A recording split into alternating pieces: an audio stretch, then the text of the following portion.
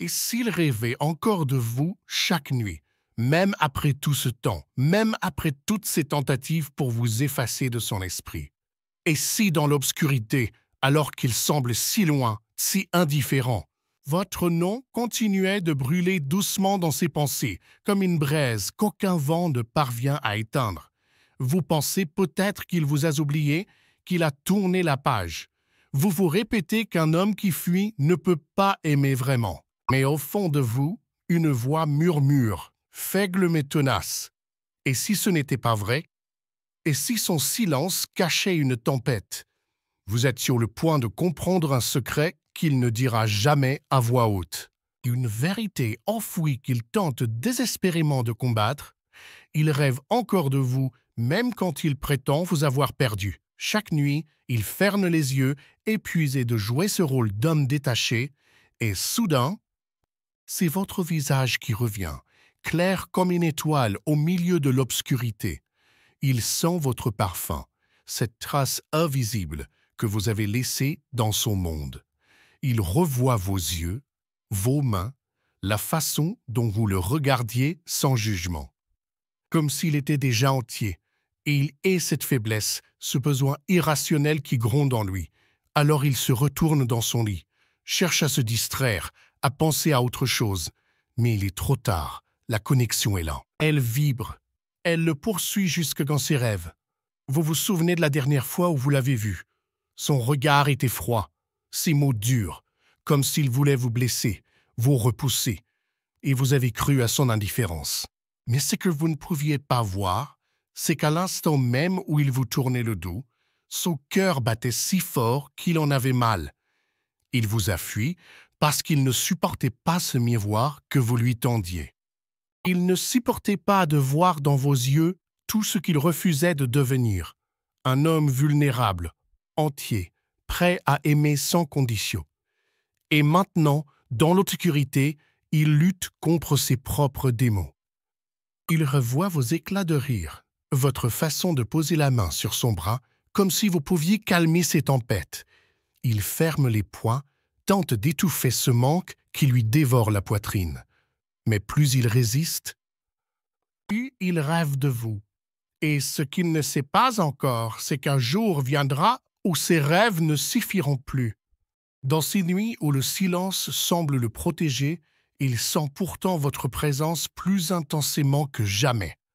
Il s'était juré de vous oublier, de se reconstruire sans vous, mais à chaque tentative d'effacer votre image, elle revient plus nette, plus brûlante. Il a essayé de remplir ce vide par d'autres bras, d'autres visages, d'autres distractions. Mais au moment où il pense avoir retrouvé son équilibre, un détail insignifiant le renverse, un parfum semblable au vôtre. Une chanson qui parle d'un amour impossible, ou ce rêve où il vous revoit, si réel que son corps tout entier se tend comme si vous étiez là, près de lui, respirant au même rythme. Il se réveille souvent en sursaut, le cœur battant avec cette sensation insupportable que vous devez échapper.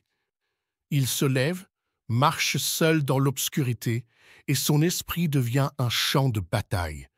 Une partie de lui vous désire à en perdre la raison, prête à tout lâcher pour courir vers vous. L'autre partie hurle que cela le détruirait, qu'aimer à cette intensité est dangereux, qu'il n'est pas prêt. Alors il choisit la fuite, encore et encore, persuadé que la distance est sa seule protection. Mais il ignore qu'en vous fuyant, il ne fuit pas seulement vous. Il fuit la partie de lui-même qui n'a jamais cessé de vous aimer.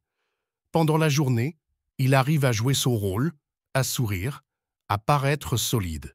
Mais la nuit, quand il baisse la garde, quand il n'y a plus de spectateurs, la vérité éclate. Il revoit les moments où vos mains s'entremêlaient, où votre voix douce calmait ses peurs, et il serre les dents pour ne pas crier. Point. Car ce manque est une brûlure lente, un poison qui circule dans ses veines.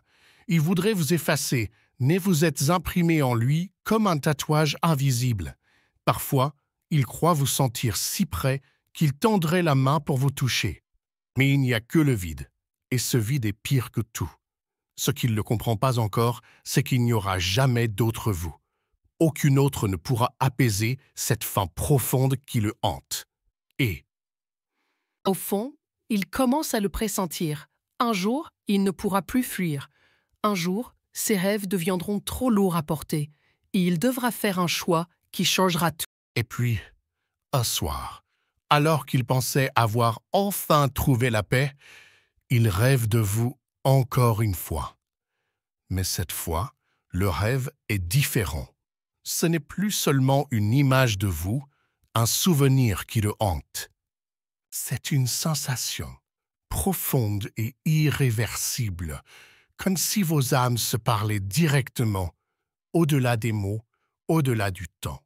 Il vous voit, vos yeux plongés dans les siens, et il sent tout ce qu'il a toujours tenté de nier, l'amour. Le manque, la peur et ce désir fou de revenir vers vous. Dans ce rêve, il veut parler, mais sa voix tremble. Il veut vous prendre dans ses bras, mais ses mains restent immobiles. Et pourtant, dans vos yeux,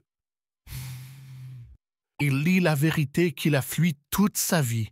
Vous êtes sa maison.